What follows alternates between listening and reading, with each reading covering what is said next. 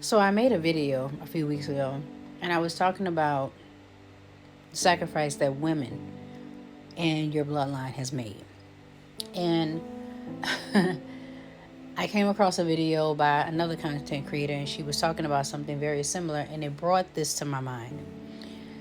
I realized that the women in my family lived the life that life offered them as things happen. There was a point when they just surrendered to the life that life, not the universe, but life was just putting before them. Choices that they made to be connected to certain people, things that they would not release, things that they did let go. Like literally as life was unfolding, whether they were ready for it or not, they just leaned in. Now, does that mean that they were happy with those lives? No, it doesn't. It means that it also doesn't mean that if they had a chance to make a different choice, that they would just be like, I'm just going to make a different choice. F these kids. Like some people be saying nowadays. I'm like, I don't know that I've ever said that about my kids. But that's because I don't say things half-heartedly. Like, I don't be like, just throwing stuff out there. But anyway, I don't want to get sidetracked. The point that I'm trying to get across is, right now, life is serving something to you. You're being served, okay? Life is lifing. Life is handing you something.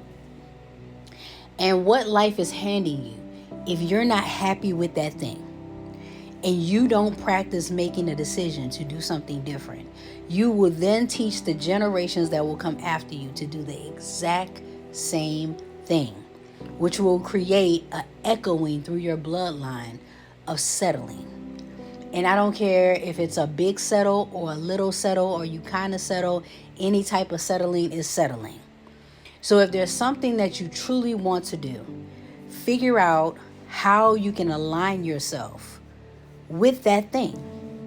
If you want to go back to school, figure out how you can align yourself with that thing. If you want to own a house, figure out how to align yourself with that thing. What do you need to approach? Is it something that you don't know? What do you need to acquire? Is it something that you don't know? Is it, like literally where like the energy has been feeling like everybody wants knowledge. Everybody wants spirit to give them knowledge. Nobody wants to do the work or be taught anything that requires them to have to give time or money or to show up somewhere. Like, it's just, there's an energy amongst those who are evolving, amongst some of them that are evolving, where they want to know what spirit is saying, and they want to do their own research. They feel like, because in the beginning of my spiritual journey, somebody was like, if you don't put in the work, you don't deserve the benefits. And I was like, I got to put in the work. So I had a few years where I was like completely resisting people helping me. Like, I was like, I got to do this myself. Like, I got to put this effort in. I got to make sure I'm doing what needs to be done. I gotta. And I literally had someone, they weren't even a mentor by title, but they were a mentor to me, who said to me, you have to recognize when spirit is shifting your path in parts of your journey to learn new lessons. And I talk about this spinning of the table in other videos. It's almost like you're seated at a table, and then once you've done the work in this area, spirit has you stand up and spin the table one more time, and maybe spin it again. It's almost like the life lessons are cycles of the table spinning, so you can make sure that you've healed from multiple angles, so that this thing does not have to be repeated throughout your bloodlines going forward. Your past lives, your concurrent lives, you don't have to repeat this. This is something that keeps echoing over and over again. I literally was sitting here today and I was thinking about how different personality traits echo through at least 4 generations that I can think of.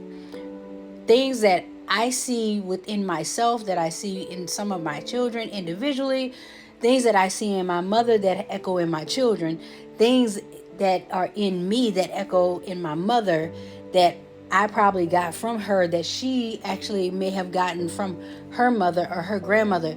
It's literally like you will see little things and you will say, oh, that's the same thing. Spirit will show you what it is that you're ready to see. But if you don't do the work, if you're not open to assistance, there's something that you're going to miss. And going back to what we started talking about in this video in the beginning, if you are doing something just because this is where life has you right now, just accepting that this is just where I am and there's nothing I can do about it. The only reason you can't do anything about it is because you believe that you can't do anything about it. That's the only reason. It's something you could do about it, but you may be too exhausted doing something else that don't have nothing to do with making that come closer to where you are. And I can tell you, as a person who quote unquote used to learn things the hard way, it is a hard road. It is like trudging, like pulling yourself through mud and sludge when you are doing something that you should not be doing, when you stay a place that you've been for too long. Like, I'm speaking from experience, okay? And so, literally, the only reason you can't do it is because you believe that you can't do it. But if you shift your mind and your understanding of what's going on and your perception, stop it. That's the grand fur baby. If you shift your mind and shift your perception to see it from a different angle, to say, what am I missing? What do I need to make this align with me so that my life can be better, that I can achieve the things that I desire? So, I hope this helps someone. But I would love to hear your comments and to see where you are. I have to go take care of the grandbaby now, the grand fur baby. Y'all take care. Much love.